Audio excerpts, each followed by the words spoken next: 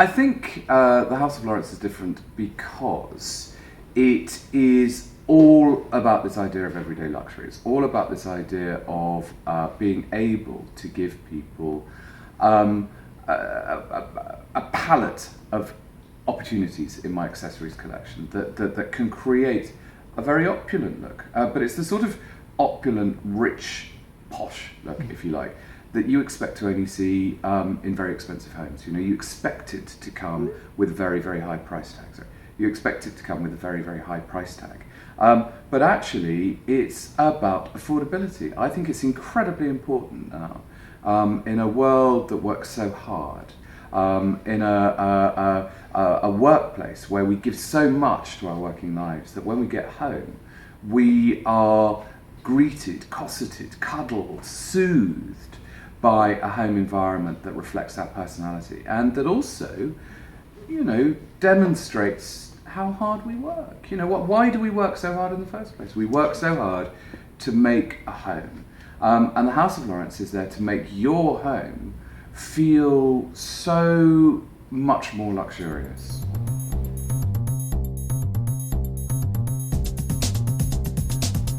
I felt very strongly that the Philippines had a very particular energy, and an energy very unlike the other markets that I've now successfully launched in, which have been China, Malaysia, Singapore, the UAE. The Philippines, I mean, for a start, you've got very, very high levels of understanding English. You know, the cultural link is very, very strong. You've also got a country that works extremely hard. You've got a country that is very proud of the work that they do, that's very motivated by the jobs that they have. And also, of course, you've got this extraordinary phenomenon, which is the energy that is coming into, if you like, the burgeoning middle class. You know, if you like, it's people who are really making a difference with their jobs. And as a result, they're owning homes. They're owning apartments for the first time ever. So it struck me that in many ways, those elements coming together with a very fast-moving economy, with a young population, with an ideal position in the globe between West and East, between America and Asia. It struck me that all of those, if you like, were situations of perfect storm. That my brand would sit very readily in there, because it provides something in the Philippines I don't think exists yet, which is this idea of everyday luxury, which is this idea that actually it can be an affordable brand, but actually the design looks so much richer. I think it's very important that people treat themselves to nice things, you know, and actually I think the Filipino way, I think in the Philippines, there's always been a real appreciation for decoration and for colour and for texture and for pattern and for these kind of luxurious touches. The difference with the House of Laurence is that I'm providing all of that, but at a very, very affordable price.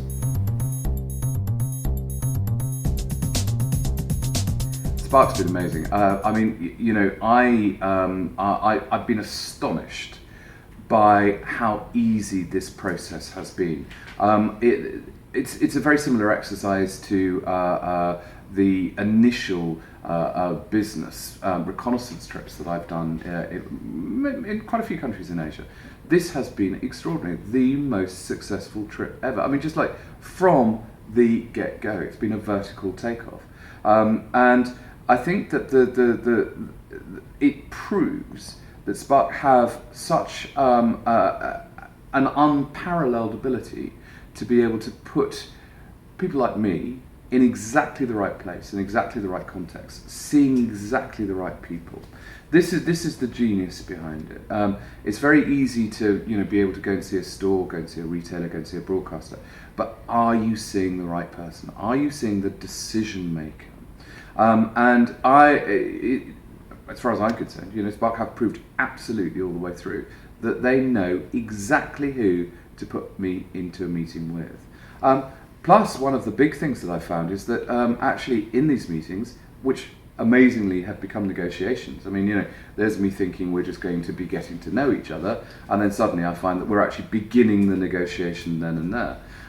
That should be quite scary, but because of all the information that I had from the outset, because of the detail that I've been given about the market, about the demographic, about the economy, about the do's and the don'ts, about the likes and the loves, it meant that I felt very, very confident about basically launching straight into the negotiation like that, which was an amazing ability. I felt as if I was very much talking from a position of knowledge and power because of the induction that SparQ gave me before organising the meetings.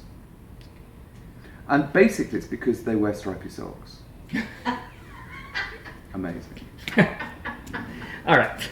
Always trust a fellow with stripy socks.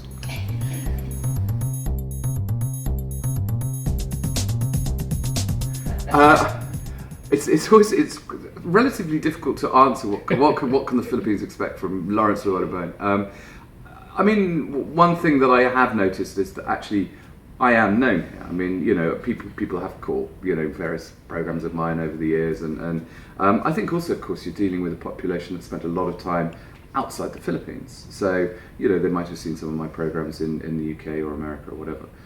So it's we have a passing knowledge of each other.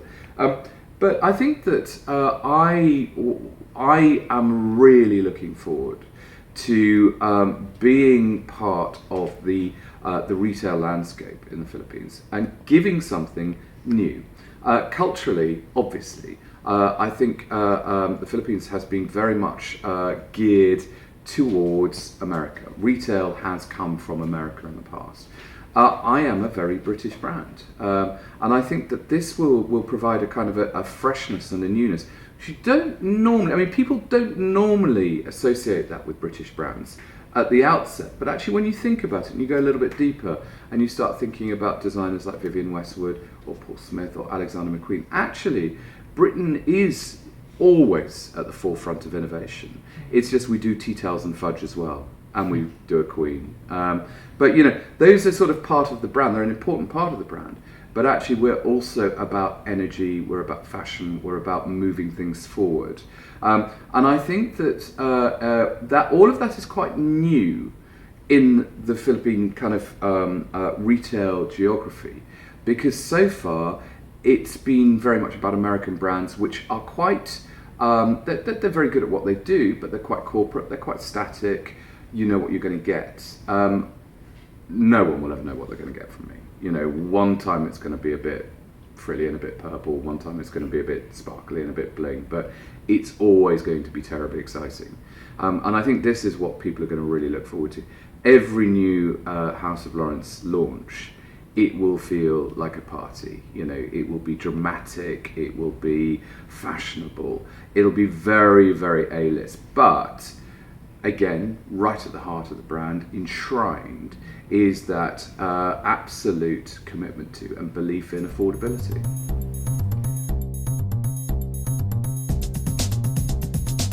I think there's so many things that come together to make Filipinos very, very special, very special.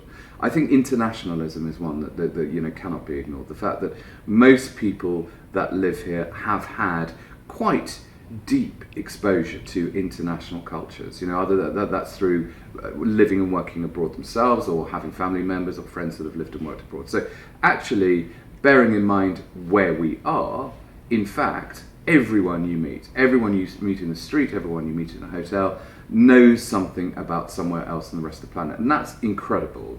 I mean, in many ways, that's something that you never get in a country like America. So you're instantly dealing with a population that is so much more internationally literate than anywhere I think I've ever come across. Possibly, I mean, the Brits travel a lot. Most British people have been to a lot of places. But of course, the joy with Filipino culture is that it's not just about visiting; it's about working there. It's about assimilating culture. But I think that the Filipino ethos is so globally celebrated because it's so thoughtful. People always say that Thailand is the land of smiles, which is true. they don't stop smiling. You know, you go to Thailand, there's smiles everywhere. When you come to the Philippines, when you come to Manila, everybody's smiling, but it's not just a superficial thing. Actually, that smile kind of goes deep down into their head. They are genuinely looking at you, wanting to understand you, and wanting to find out how the relationship, how the friendship can continue. And that is across the board, whether that's the chairman of a huge public listed company, or whether that's the guy that's pressing the buttons on the lift. Everyone is actually there wanting to start a relationship with you. And in business terms, that's incredibly empowering. You know, you do genuinely feel as if you're engaging with people that are pleased to see you and people that are very interested in your point of view.